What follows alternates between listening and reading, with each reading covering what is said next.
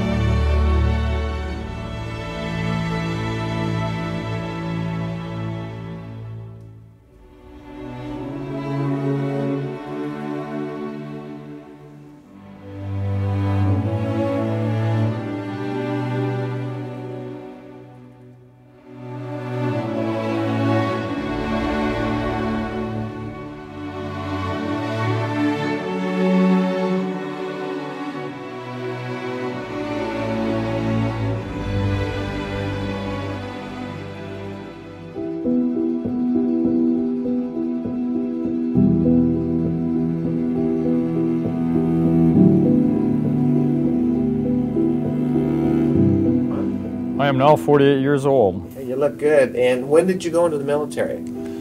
I went in, I think I was 23 when I got in. And it was yeah, it'd be 23. Family tradition, or why did you go in the military? Well, my father was in the Air Force, and I was going to college, and I found out how quick money runs out in college. So my dad kept saying, join the Guard, join the Guard. And I joined the Army Guard.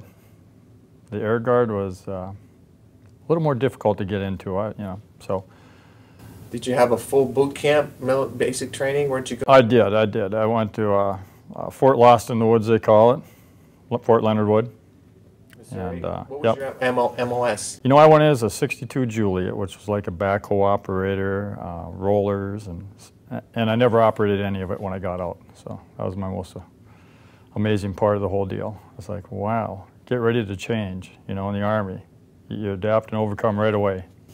Did what happened on September 11th motivate you to join the military or anything like that? Or where were you when you first heard of the 9/11 attacks? Well, I was actually, where was I?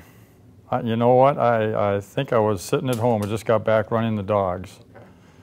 And came home and turned the TV on. I was like, wow, you got to be kidding me. Yeah. Did that have any bearing on you going in the military, though, you think? Or? No, I was already in the military, so, okay. Yep. Okay. I did a full 20-year okay. stint, and I am now retired. You've had one deployment? Yep. I volunteered for Desert Storm, but I didn't get picked for that one. I got outranked at the time. Right. So I was just a little E4, and all the E5s and E6s volunteered to go.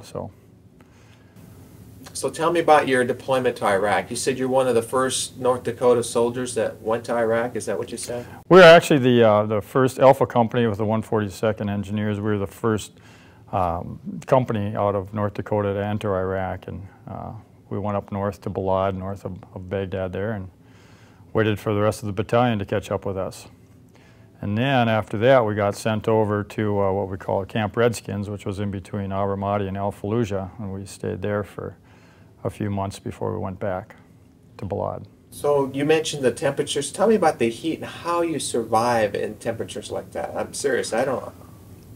Well, it amazed me too. I mean, we really stress water, and when they tell you that water is, you know, you have to conserve your water because you're only going to get 3 bottles in a day. Now you're getting really worried, you know, because maybe a shipment didn't come in or something. And but we found ways, and more people made it through the day than I anticipated, actually, with the heat. You know, the day it got to 141 was the day we actually left Camp Redskins and went back to Balad. That evening I actually did drop to one knee. You know, it finally got to me. And that was the only time I ever really dropped to a knee. But it was hot. I mean, you're sweating, losing a lot of body fluids, and you got to find shade when it's available. You can't touch anything without gloves. I mean, it's hot. And you learn to drink hot water. But only 3 bottles, you can't survive. That only happened right away when we got there. You know, things got much better after supplies were coming in. But when you first go into war, you don't have nothing. I mean, I got to Balad and I drove around and found out who was there and how we could barter with these people. You know, I went over to the medics right away and said, "What can we do for you?" So we dug them a urine pit. And every other day they'd let us have ice because they were going back and forth to Kuwait every day for ice to keep the blood cold, and they'd bring us pop. And so yeah, you learn how to barter, and it worked out very nice. So what was the toughest part of that tour? What did you encounter, run into, or see? What was the toughest part? Well, initially, I can't even say the word, initially. Yeah. The hardest part was, you know, we had 3 days to go away for 15 months. So I had to talk to a lot of crying parents and explain to them that their 19-year-old son who just joined the Army is going to Iraq. And that was the first tough part. And I didn't even have time for my own family. So after 9 o'clock at night, I'd turn the phones off and I would just spend time with my family what I could. And my daughter was just a couple months old at the time, and so that was hard. And then, of course, what do you pack? What do you do? And you're in such a hurry to go. And I think we had a blizzard up here, and we had and just really frigid temperatures, so we had to leave the machinery. We got it all started, and it ran for 2 days straight before we started going down to Colorado. And I think waiting, anticipating the going, we did some training down at Fort Carson and got everything loaded up on the train, and then they said we're not going to where we were supposed to go, which was through Turkey. So now we had to sit and wait for them to reroute us somewhere, you know. And the waiting game was tough. Where are we going to go, when we're going to go, and can we fly people down to see us? Are we going to make the window? And like, I was very fortunate. I got to see my family, I think, 2 days before we got deployed or flew overseas. And once we got there, I mean, it was a long first couple days, and then you go to Camp New York in Kuwait, and you got to sit and wait until all your stuff comes, and then once everything's there, all the equipment's in from port, you take off, and into Iraq you go. And it was pretty exciting because no one's ever really been shot at, no one's ever really seen a mortar land by you. And you know, and we were kind of not too far behind the destruction from the 3rd Infantry Division, so we got to see all that as we drove in, and it was an eye-opener for everybody. And I think it was about a 30-hour convoy, 35-hour convoy. And all our equipment was packed up on a truck, so I had to sit on the hood of my Humvee at night and kind of rotated like a rotisserie chicken trying to stay warm. The desert is cold at night. And then once we got there, you know, it was, what can we do to, you know, make life kind of fun? Played a lot of cards over the course of time, and then, like I said, once our battalion got there, we went over to Camp Redskins, and I think that was the highlight of the tour, because we were just by ourselves. Our our company, and we got to work with the 3rd ACR and also a 5th Artillery Division and our Field Artillery Unit, and became really good friends with them, and it was really fun. Matter of fact, one of the hardest things for me to swallow when I got back was, if you remember that Chinook that went down in 2004, it was full of soldiers going to R&R, and it was a bunch of the guys from that Field Artillery Unit that we worked with. So that kind of struck deep, you know, because we got to know those guys, and we go out there, and they lost a lot of stuff in a fire, and being engineers, we helped them build beds again, and furniture, and stuff that they can hang all their gear on, and it was just a lot of fun hanging out with them. They let us go on tactical checkpoints with them, and shoot their paladins, and it was a fun time there. And then, of course, we had a big reservoir there, so we got to go swimming every now and then, and that was a lot of a morale boost for everybody. So, but now, were you out what they call outside the wire? I mean, you doing patrols? Are you involved in all that? What we did is, when we went to Redskins, our initial operation was we drove to Aramati every day, and we would drive about, I think it was 65, 70 miles around the reservoir, the lake area, through the desert, just so we would get off the main highway, because that's an IED alley. So every day it'd be, you know, hour and a half, 2 hours, you know, get to our destination. We'd work there, and then of course we'd have to head back before dark. And we did that every day for about 3 months there.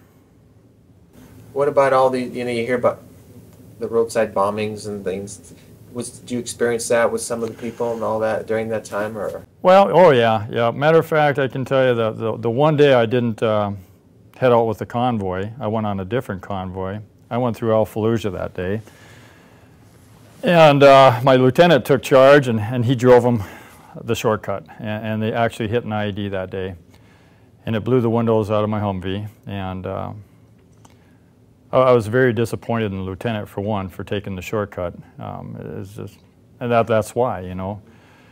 And then, you know, one day I was talking to a major, and he wanted some work done for his unit, and as soon as he left the gate, you heard a big explosion, and then my captain proceeded to tell me that his vehicle just got hit and that he passed away in that one. So, yeah, and you see remnants of when you're traveling, of what they can do to vehicles and what's left of the vehicles and the holes in the road. And, you know, and every day I would get, you know, intel, and they'd tell you how they're melting the tar and putting these shells in the road and then putting the tar back over them, and what devices they're using to update the expediency of hitting a vehicle, and how they daisy chain and all that. So the intel was really, I thought, good. They knew what they were doing. It's just there's so much of it you can't stop it, you know, and you never know what was going to happen.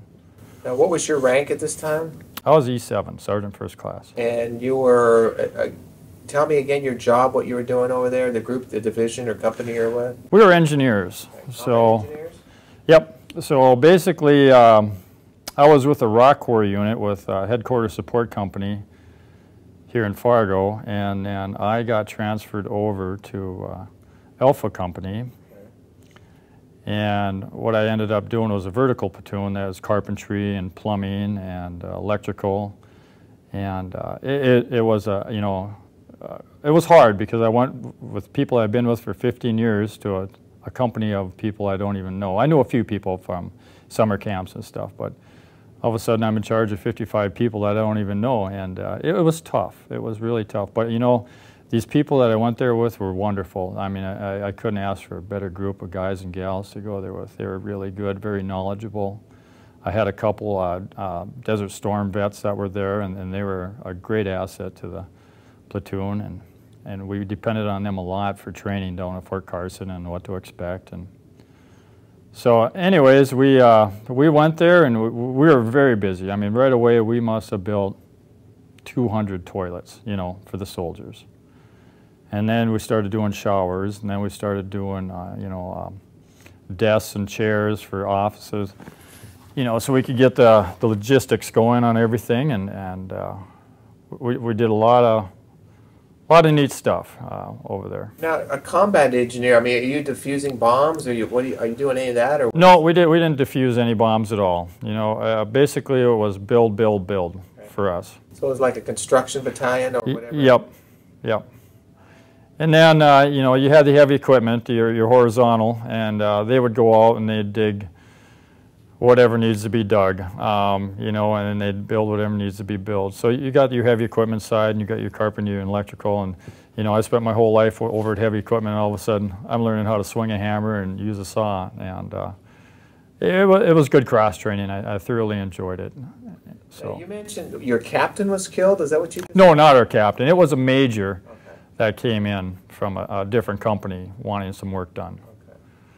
So there were people that you knew that were wounded or killed during this tour, or I mean that were close to you, or you knew about, or anybody like that, or? Well, it's just you know, he wasn't close. I mean, you meet soldiers every day in the Army, and they come and go. Sure. Really quick. But it was just weird, you know. In 5 minutes, I was talking to him, and 5 minutes later, he's gone, you know. And so you get hardened over there. But I didn't really have anybody close to me, you know, expire. We were very fortunate. We brought everybody home, so with relatively few injuries. Well, you know, realizing my perspective, talking to so many people, World War II veterans, Korea, Vietnam, and people serving today, and in between that, but. You know, seeing the different, if there's a difference of combat, to me combat's the same wherever you are, getting shot at, but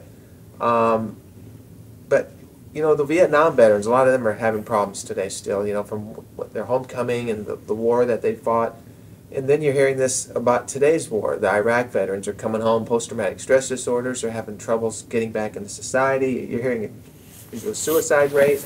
You know, I don't know if you experienced any of that since you were in the military for a while, but were you around any of that? And what's the morale and the mentality? Do you go crazy over there? Is it, you know, is there boredom? Is there, you know, tell me about just the life of the GI over there. Well, the big game is who's going to leave the gate first every day if you're on a convoy. I mean, you're worried to death. I mean, I'm not going to lie to you. I was worried every time we left the gate, you know. Are we going to get hit today? What are we going to do? Are we ready for it? You know, it's very stressful once you leave the main gate and drive down the roads. And to be honest with you, you know, there's so many times that I thought, wow, I don't know how the Vietnam vets did it. I said, that's just got to be crazy in the jungle. I mean, here we can at least see most of the stuff. And basically what we worry about is the IED, but I mean, they're in the thick jungle. And the reason I know it's thick, I've gone to Panama and Honduras many times for summer camps, and I know what the temperature's like, and I know what the critters are like, and so yeah, I always think, wow, my hat goes off to them, you know. I thought Iraq was pretty much a piece of cake. Don't get me wrong, it wasn't, but compared to those conditions. But we endured. I mean, yes, you get bored. We tried to, I tried to get my boys and girls to work early in the morning. We'd get up real early, go in, get our work done before the hot part of the day comes out, and so we can get home and get some shade. So we would try to be done. Well, when we were in Al Fallujah down there, I mean, we worked full days the whole time. And when we went back to Balad, that's when I'd actually try to have them work, you know, half a day and get in. But yeah, you get bored, and once, you know, the conditions, it all depends. You know, at the first part we weren't able to get the luxury items like pop or anything, and mail wasn't coming in every day. You know, you're lucky, I think it might have been a month, 6 weeks before we got it. And I actually got to make the first mail run there too, and I'm thinking, okay, do I go through Tikrit because I want to see it, or do I go around it? And I said, well, I better take them around, because if I go through and we get hit, I'll be in trouble. But it was fun. It was pretty exciting to see all the smiles on the faces once the mail came. But once things started rolling in like that, and you're starting to get food and stuff like that via the mail, I mean, morale kind of got a little better. But the first couple months, you know, it's all, you got to be military. You don't have very many movies to select from. People that, you know, brought their computers, they'd watch their laptops, and so yeah. And towards the end, you know, my wife would send me pizza sauce, and every night, you know, we'd go out and get bread from the locals and make pizzas and watch movies and drink pop. And I mean, so you kind of had a little system down towards the end, and morale got much better. But there's some people that just, they wouldn't drop it, how miserable their life is over there. And I mean, there's so many variables. It's what you make it, you know. You're there, you got a job to do, and if you're going to be miserable, well, you're going to be miserable. But if you try and have a good time at it and make the best of it, I think that was for the better, you know. And then if, you know, like once I got back to Balad and I got to see my best friend Barry again, you know, my morale was much better because, I mean, him and I are like brothers. In real life, our birthdays are less than 24 hours apart, and we've done everything together. And he was like one of the first persons I've ever met when I got in the Guard, and we've been really tight ever since. And to, you know, go to war, I was happy I was going with him, and then bang, you know, he was yanked away from me. So, but as a platoon sergeant, I had to keep my head high and you know, show the troops that, hey, I'm never down. You know, if I was, I'd go in my tent and just do it on my own. But, and I think, like I said, being engineers, we're able to do things and build things that a lot of other companies didn't have, you know. We saw a topographical unit. Their bathroom was only half built because they didn't have lumber, they didn't have anything. So we went over there and said, hey, we're going to fix this for you, you know. So what they did is they said, hey, we're going to give you, you know, some freezer space and freeze a case of water for you. You know, and now both sides are smiling, and a lot of little things like that you can barter with people, and would make a lot of people happy. I was able to take some of the troops and give them Chinook rides, you know, take them over to aviation, and they were able to get rides, and that was pretty fun for a lot of people because they've never been on helicopters. And you know, just little things like that really build the morale. And then over by on Redskins, you know, when we got to go down to the lake and discovered that was there, we kind of cleaned out a beach area and try and get the troops there as much as possible. So that was a lot of fun. Matter of fact, on the 4th of July, the CNN was down there, and they came down there with a bunch of troops, and all of a sudden the cameras turned, and I'm sitting in the water in a lawn chair, you know, sucking down a Coke Light, and my mother saw me on TV, you know, and she never watched CNN, but she had a friend of hers from New York that was visiting, and she jumped up and she said, Alice, that looks like your son. And she goes, no, and she saw it. So the next time I talked to her on the phone, she goes, I gotta ask you, were you ever by a lake on the 4th of July? And I said, yeah. So anyways, it was pretty fun that she saw that. I thought, wow, that's pretty neat. So yeah, we did lots of things to lift morale. A lot of cards, played a lot of cards, and a lot of people ended up getting laptops, you know, sent to them. And one day I got a bunch of candy bars. Basically ended up being in one lump sum. So we froze them and still ate them, you know, and shared them with everybody, and oh, they still tasted good. So there's a lot of little tricks that you could do to, you know, try and make morale a little better. But it was tough. It's tough at times. How has it changed today versus when you went, or is it about the same, or do you hear reports, or? Well, you know, the living quarters for a lot of the people have gotten, you know, better. And the big thing is you got a year advance warning that you're going to go, so you have time to prep. And I think that's the big thing right there. That's huge, yeah. You know, for us, we just scrambled, and we had no idea what to expect, what we could bring, what we couldn't bring, and you know, that was tough. But now that the bases are getting more established, and well, of course, they're pulling out right now too. Yeah, you know, and we had to live in tents, and I know they have those little trailer houses and stuff, and you know, so I think the PXs are all set up, and then some of the camps, they have little coffee houses and stuff. So, you know, depending on where you're at, life could be good, but then I know there's the outposts that life's pretty miserable and tough still, you know. They don't have the amenities that you have at a bigger base camp. I think I know the answer. This seems like a silly question, but, you know, who are we fighting over there?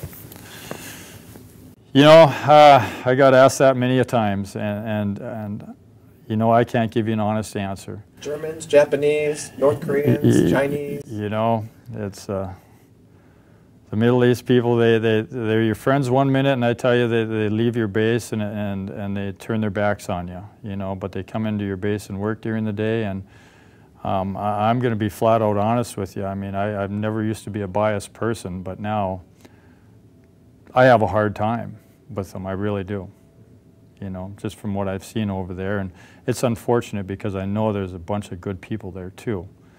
You know, I got to work with some good people. I mean, there's women and children. Not everybody's bad. It's just like America. Not everybody's good in America, you know. Well, it's kind of like the Viet Cong in Vietnam. They're out plowing the fields during the day, and they're shooting at them at night. They're running around in pajamas, and there was a lot of uncertainty in Vietnam. And it sounds like today's what's going on is a lot of uncertainty. That's very similar in that aspect. You bet. You know, and you just never know what's going to happen. I mean, we're not used to the suicide bomber. And, over there, I mean, it's just a great thing for that to happen to your children. They raise families just for that, you know, and from what I hear. And yeah, it's so yeah, you know, basically the sad part is you couldn't trust anybody out there. You really couldn't. So are you out of the military now? I got my 20 years in and I retired from the military. Yep. Let me ask you a question. You hear about freedom. You know, tomorrow in the schools we'll talk to the kids about freedom, the price for freedom. What does freedom mean to you, John? You know, freedom to me is to do what I'm doing now without any concerns or worries. To do what I'm going to do Saturday, to travel a couple states away, to race a mountain bike, to have the ability to do things in life without worrying about them being taken away some way, somehow. Was I proud to go? You bet. You know, I was very proud to, you know, I don't feel my part might have been that big at times, but you know what? Every part makes a big part. And it makes a whole picture. So everybody does their role, and I think it's a good feeling. It's a good feeling for me to have gone and served my country, and realistically, I think everybody should have that chance. Great. But when you're over there, are you conscious of the fact that you're serving your country? Do you think like that or not? Well, you know, are you fighting for your freedoms, the flag? I mean, you think, you know. You're fighting for the United States, you bet. You know, you're wearing that flag on your shoulder and proud of it. And yeah, that was a good feeling, you know. And what does the flag mean to you, the American flag? Well, I look back and I tell you, I thank everybody and their families for, you know, defending our country and giving us what we have today. I mean, if you look around the world at what some of these countries are like and what they have and what they can do and what they can't do. I mean, America is one wonderful, great, free country. And I wouldn't want to live anywhere else. Are you proud to be a veteran of our country? Absolutely. Be honest with you, I was going to do 6 years and bail out, you know, get my college paid for. And I enjoyed it. You know, I enjoyed what I did. I enjoyed serving weekends. And the longer I stayed in, I think the more proud I became of being part of the United States Army. You mentioned that one fellow that you were friends with or tight with, but is there, the camaraderie is pretty prevalent, pretty strong within the ranks? I mean, the people you were with, there's a lot of camaraderie? There is when you're over there, you know, but of course being in the National Guard, you get back and everybody goes their separate ways. And you keep in touch with a few people and then it just slowly fades away. It's like graduating from high school, you know. You're with these friends through junior high, high school, and then they kind of fade away, and you get into your everyday life again with work and your family, and so you don't see these people as much as you'd like to. You stay in touch with maybe 2% of them, if that. You know, which kills me, but that's why I have all those pictures, so I can look back and say, hey, there's a character, you know. So. Yeah, I can understand that. I collect pictures of all the veterans, and I take pictures myself, and that's how I remember too, though. Now, you saw the little news brief in the paper about me being here. Right. What prompted you to call me, do you think? Well, you know, I don't talk to too many people about my experiences.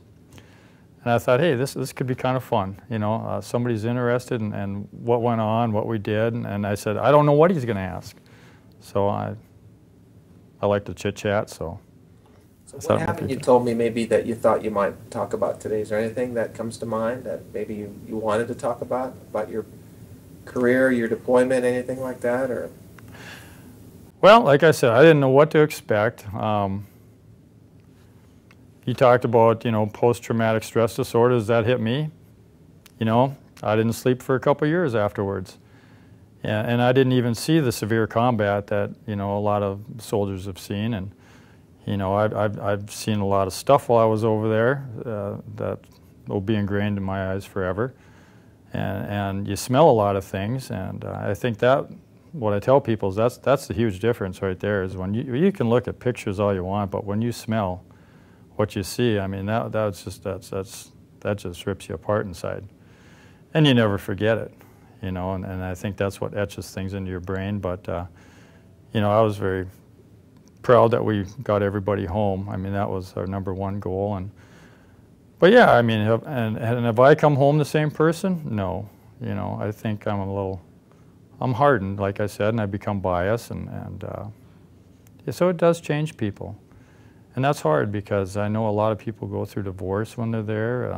You know, unfortunately for the soldier, the divorce rate is very high, and you know, it saddens me. And is my marriage the same? No, I don't think it is. I think it's a little different, but fortunately I'm still married and have a couple wonderful kids.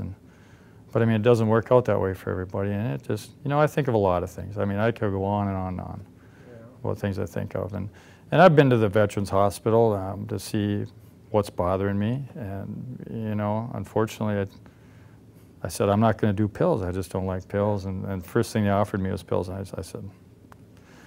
So the second time I went, my wife goes, well, you need something to sleep. So I said, I'll try the pills. Tried them for 2 days, thought I was having a heart attack. Called the lady, and I said, no, I'm done. I said, I'll just deal with it. So, you know, my big thing is, you know, I hope, and they're getting better, and I see it, you know, the people get the help they need. But, because it's there, things tear at you inside. Well, I've interviewed, you know, several dozen people like yourself, and I remember one man in particular who, 24 years old, went through the whole process of what happened, coming home, transitioning back, the alcohol, losing his family, or almost losing his family and stuff. And he said he went over a happy-go-lucky kid, and he came out so changed, different, and so something does happen over there. I mean, even if you're not on the front lines every day, that there's just something about that lifestyle, or whatever you call it, that affects you, man.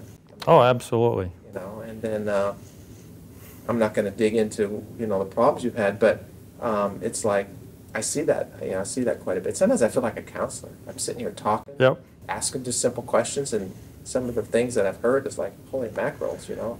You know, I think that's neat, because I think it gives whoever you're interviewing a chance to maybe say some things that have never come out, or they've wanted to say to somebody, but they don't think a lot of people want to listen, or, you know, I don't know what. I'm not a counselor, but, you know, there's a lot of things that are pent up inside a soldier, and you know, and I know that.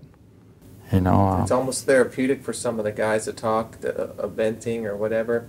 I had one Vietnam vet say once, it's the guys that don't talk that are going to crack up. I thought that was pretty profound. Yep, and that scares me, because I'm not a big talker about my issues. Yeah, you know, I mean, but I know that fear already. You know, I know I don't talk enough, and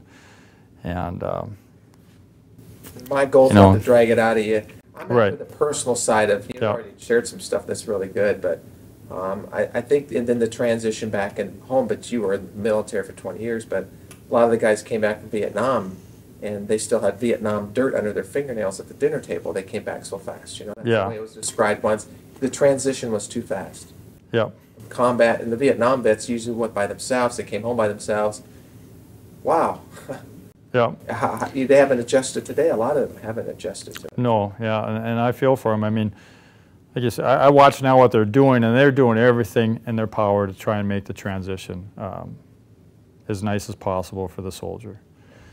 You know, you're seeing a lot more therapeutic help, counseling help for them, a lot of services that are offered for them, and that's good to see. And I know every war is different, and you go to war and you learn from the war. You know, when we got activated, did we have bulletproof vests? I don't think so. You know, did we have up-armored Humvees? I had vinyl doors. You know, and then we found steel, and we cut out steel doors and put them on our Humvees. And then I open the Stars and Stripes and read that some general out of D.C. tells us not to up-armor our Humvees because it weighs them down, and we're going to reduce our fuel mileage. I'm like, who is he kidding? Is he over here? You know, so yeah, there's a lot of crazy things that you see, but I don't know where I'm going with this. I'm just kind of... No, but that's good. But, you know, you talked about talking. I mean, is there anything else you want to talk about? I mean, do you feel like you shared enough, or do you want to keep going a little longer? What do you want to do? Well, you have any more questions? I'm in no hurry to go to work. You know, you said you could talk a lot about stuff, but what I'm going to do is I have to change my tape, so just give me a second. Okay. I'd like to focus on, just for the remainder of our time, is just, again, that personal side. I mean, the more I talk to you, it's like, you know, when I first met you, it's okay.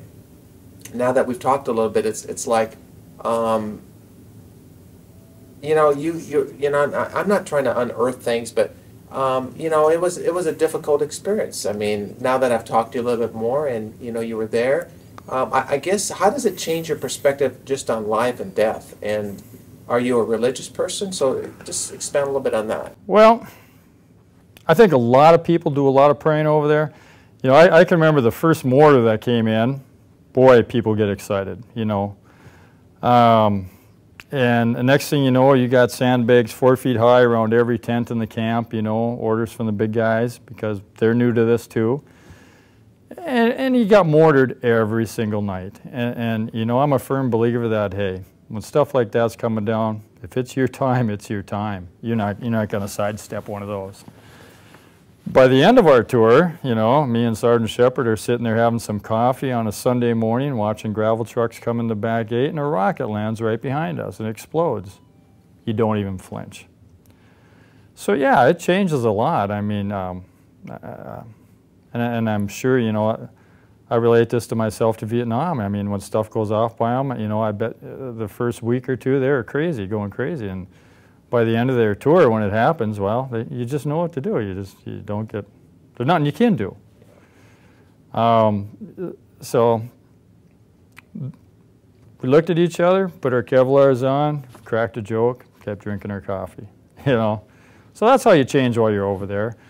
I got a lot of gray hair while I was over there. I mean, every day you go out, it's like, I was pretty high strung. I mean, I didn't want anything to happen to my troops, and I know a lot of them were mad because I drove every day, and I wanted to drive. I wanted to be the driver. I wanted the full responsibility of running that convoy.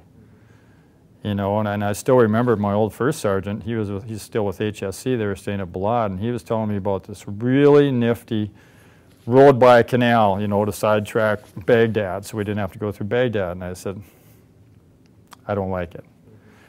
And I think it was less than a week later, that's when our HSC boys from Bismarck got hit, and I think they lost 1 or 2 soldiers in that ambush. And that's the exact road he told me to take. I said, see, something told me I didn't want to take that. So anyways, you learn, and like I said, I think the fun part was meeting other soldiers from regular Army. And I mean, I can't even tell you how much fun we had working with that 5th Artillery Unit. I mean, those guys were great. You know, Sergeant Cooper was probably the best first sergeant I've ever run into in my life, you know, and just to hang out with him and smoke and joke with him was just a lot of fun. You know, he was a character, but yet he was very thorough at what he did. And so that was fun working with those, you know, those guys were great. Throw a hand grenade, you know, they go, here, throw it. You know, and stuff like that. It was pretty neat. And I'd take different troops over there, just so they could experience maybe shooting the Paladin, shooting the 50 cal, throwing a grenade, and just having some fun. And it was kind of relaxing over there because you're somewhat protected area, and you know, I could look over and you could see a smile on their face. You know,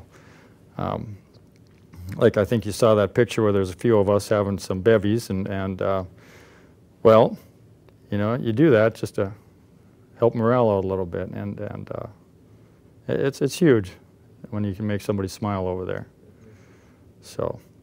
What would you say to an Iraq vet or somebody that's fighting today or is home and maybe having trouble, I mean, getting back into life or society? I mean, is there anything you can say to somebody that's really having a hard time getting back on with their life? Well, first of all, you know, you want to tell them thank you very much for what you did. You appreciate it. You know, it's kind of weird because I don't know. I just, when people come up to me and thank me, and as a matter of fact, last time I was up at Lebanon Hills biking, a friend I was biking with started asking me a little bit about the war, and I was talking to her, and a guy from 2 cars down came over and started talking to me and said thank you, you know, and then just sat and talked with us for a while. So that was pretty neat. But you know, I think you got to encourage them to, like my wife does to me, to go get some help if you need it. At least attempt it. You know, it might not work for you, but if you don't step forward, you're never going to find out.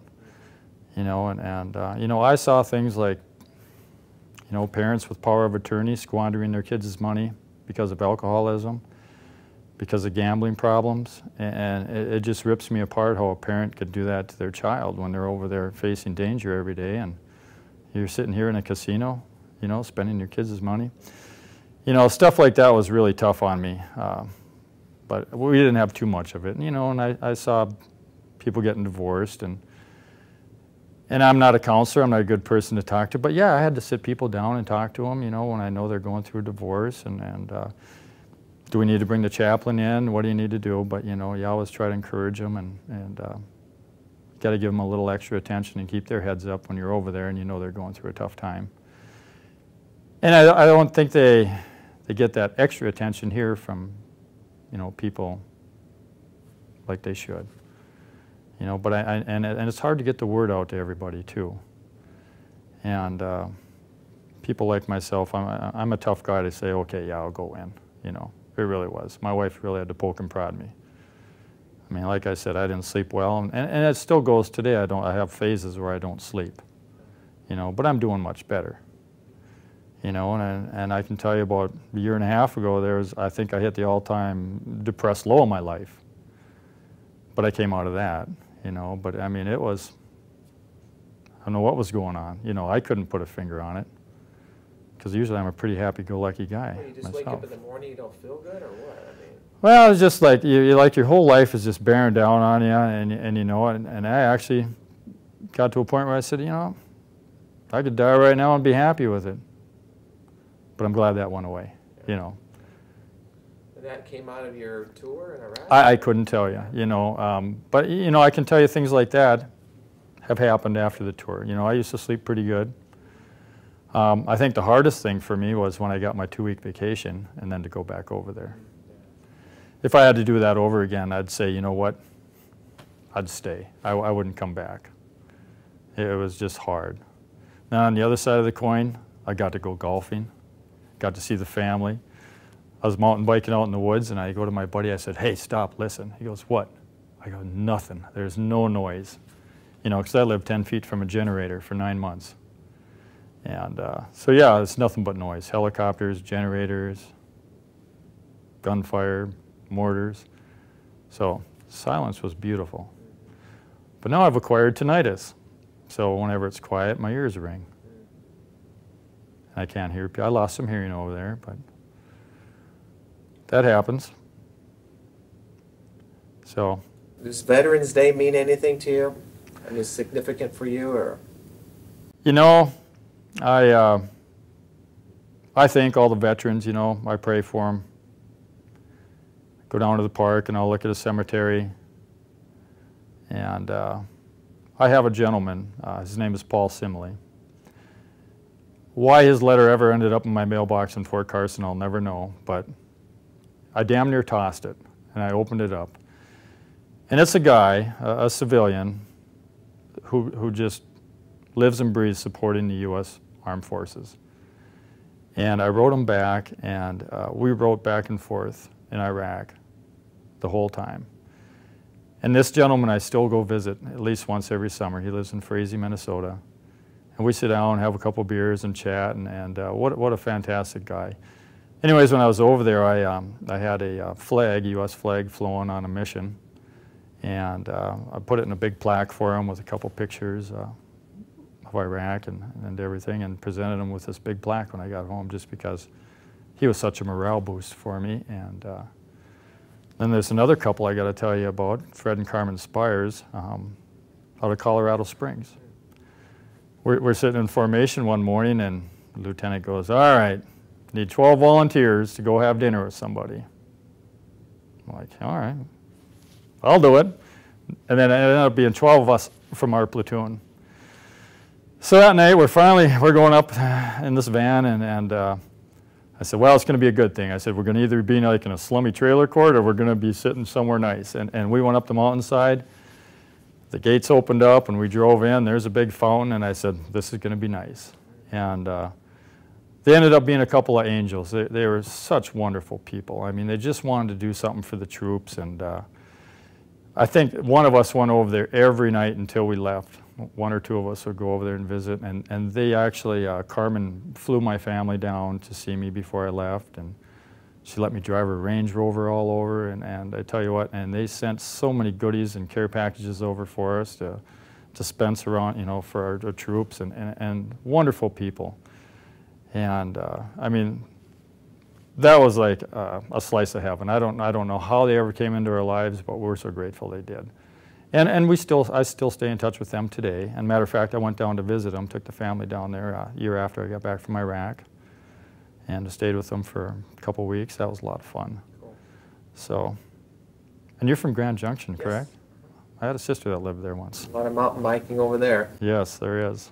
And into eastern Utah, Moab, and all that. That's very popular. I know. I'm trying to get to Moab one of these days. You'd love it. You need to let me know if you come through town. You probably come through I-70, Grand Junction, where I live. So it's the only way there. So only one way in, one way out, huh? Pretty much. If you're going to go west out of Colorado into Utah, yeah, and you want to go to Moab, yeah. So I'm happy with what we've done. I don't think I have anything else to ask. Okay. I want to thank you for serving our country.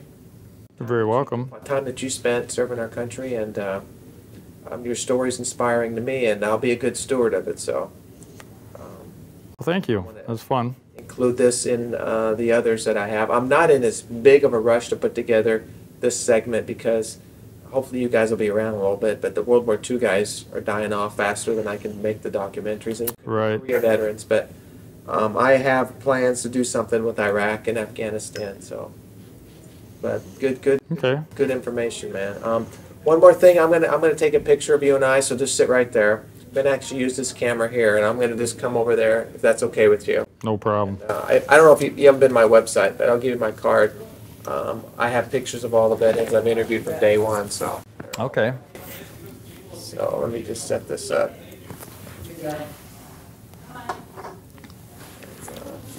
And that guy that walked in earlier, he's fought at Guadalcanal, World War II, and he's wanting me to talk with him. And I said, my schedule's full, man, but you know, if I get a cancellation or something, but he just kind of grew on me. I thought, yeah, I'm going to have him stay. So he's coming back at 4. And the guy after you now is another Korea veteran, and their story is just amazing too. That's a war nobody even.